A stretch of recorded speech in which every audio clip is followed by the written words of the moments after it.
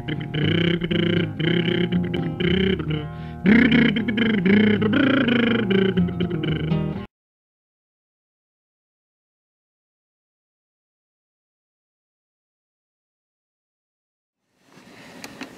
í Bíóbílinn, það Arnór, Heimir og Knútur hér á ferð og við fórum á Transcendence með Johnny Depp í aðalhlutverki og Rebecca Hall. Og hver vill byrja svona að segja söguþráðin? Já, ég að byrja? Gjörðu svo vel.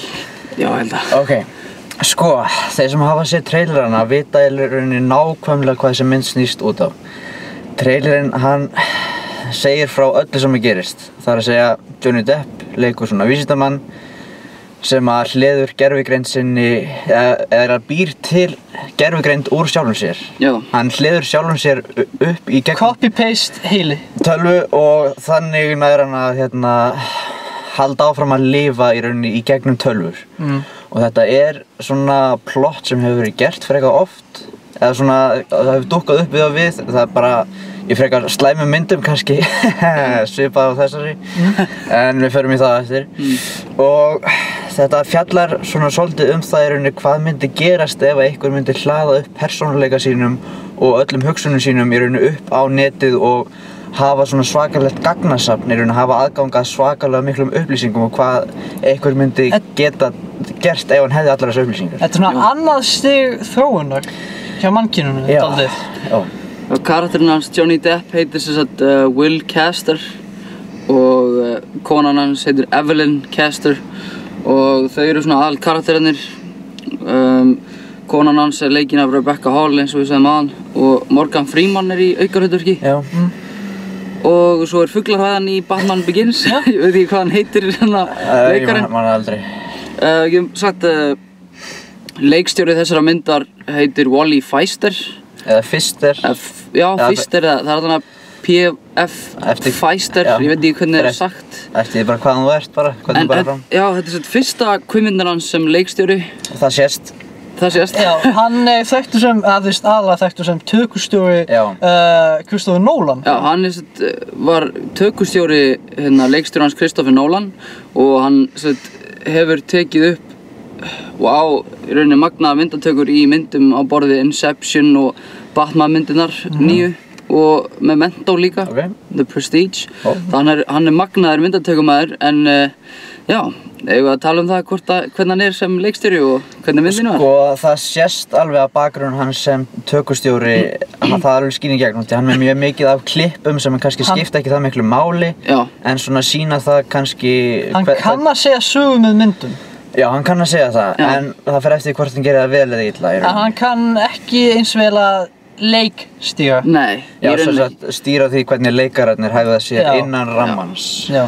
Það sést svolítið að hann hefur ekki mikla reynslu af að leikstýra kallinn. Þetta svolítið, já, hvað ég að segja? Þetta góð B-mynd. Þetta svona 70s vísindaskaldsaga, svona B-mynd, allt þetta í einum bolta og það í rauninni mjög mikilvægt þegar þú ert að horfa á þessa mynd eða ef þú ætlar að fara að horfa á hana í bíó að fara ekki inn með væntingar því að ef þú ferð inn með einhverja væntingar þá verður því bara rústað gjörsamlega.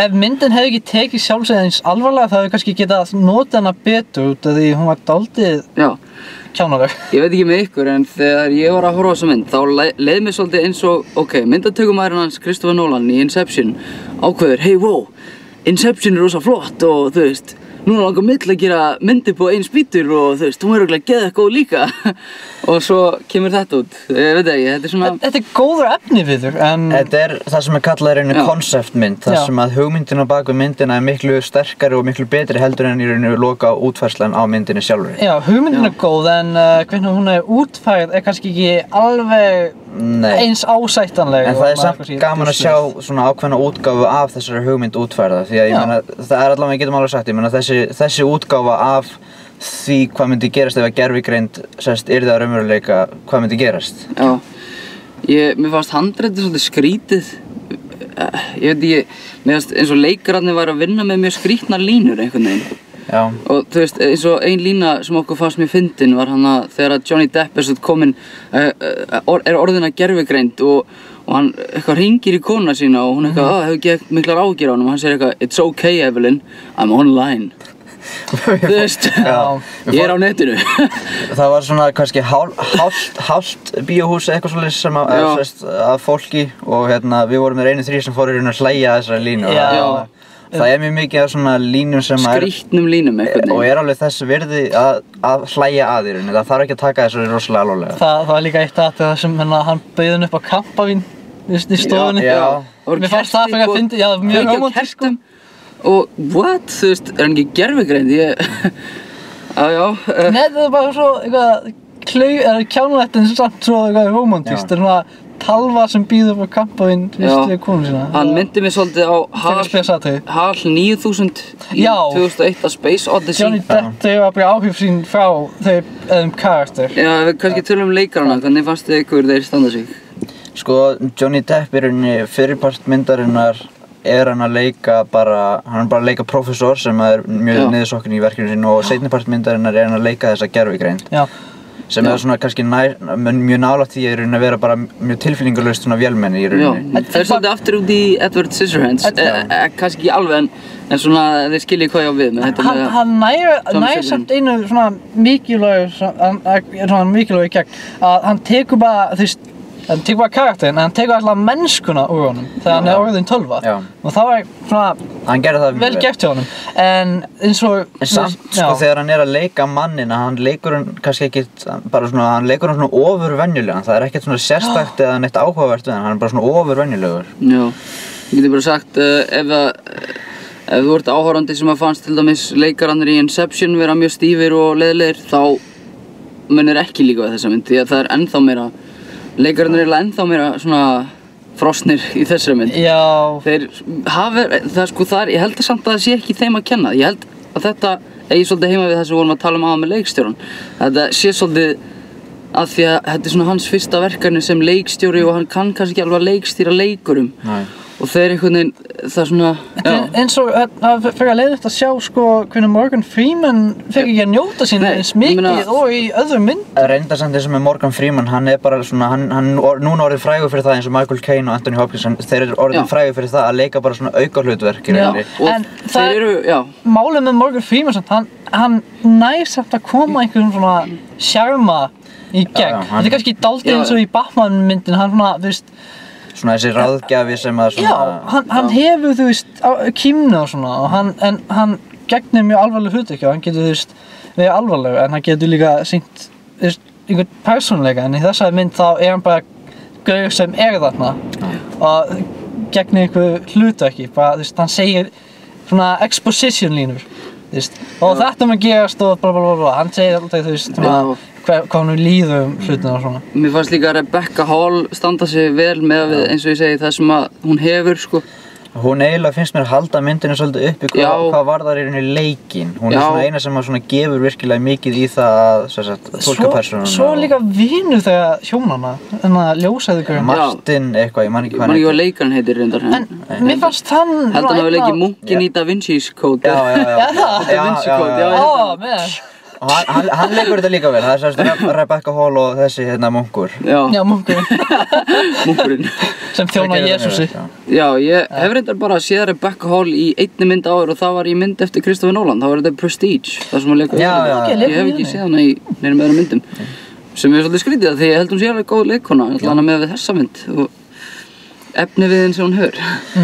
En já, þetta er náttúrulega vísindaskáldsaga og Frammistaðan hans Johnny Depp fannst mér minna svolítið á frammistaðu Kevin Bacon í myndinni The Hollow Man og The Hollow Man fjallar það hvað gerist ef að maður getur orðið ósýnilegur og þetta fjallar svona svolítið það svipa hvað þú gerir ef þú færið ofurkrafta, hvort verður góður eða hvort verður vondur og þetta er rauninni það að vera að breytast í gervigreind er rauninni eins og að fá ákveðna ofurkrafta þegar þú getur, og sérstaklega nær að tengjast netinu þá getur farið hvert sem er, þú getur séð hvað sem er, þú getur tengt við hvað sem er og það er líka sagt að hinn svokallaða The Singularity sem er svona alvitandi gervigreind verði að raunveruleika 2000 og eitthvað 30 Já, eftir svona 20 til 30 ára þá allavega verður þetta raunveruleika og það er spurning hvort að þessi mynd hafi eitthvað rétt fyrir sér varðandi það eða hvort það verður bara eins og 2012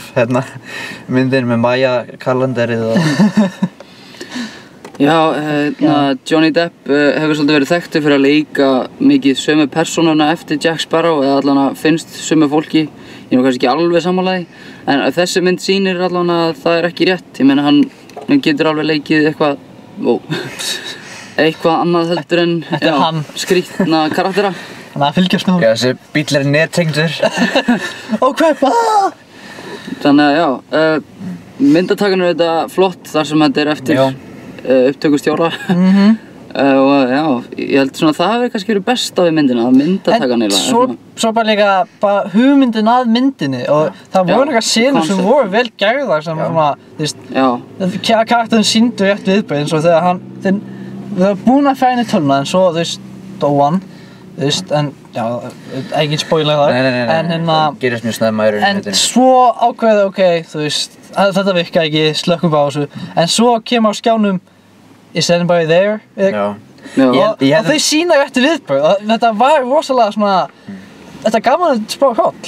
Svona, að sjá þetta gerast. Þetta er góð hugmynd og góð myndataka. Það er kannski kosturinn við myndina, eða kostirnir við myndina. Það sem að segja að þetta sé svona svolítið eins og 70s vísinda B-mynd, það sem að í rauninni hugmyndin hún er mjög góð og hún lítur mjög vel út en það er eitthvað sem að vantar til þess að gera hana svona virkilega góða. Já.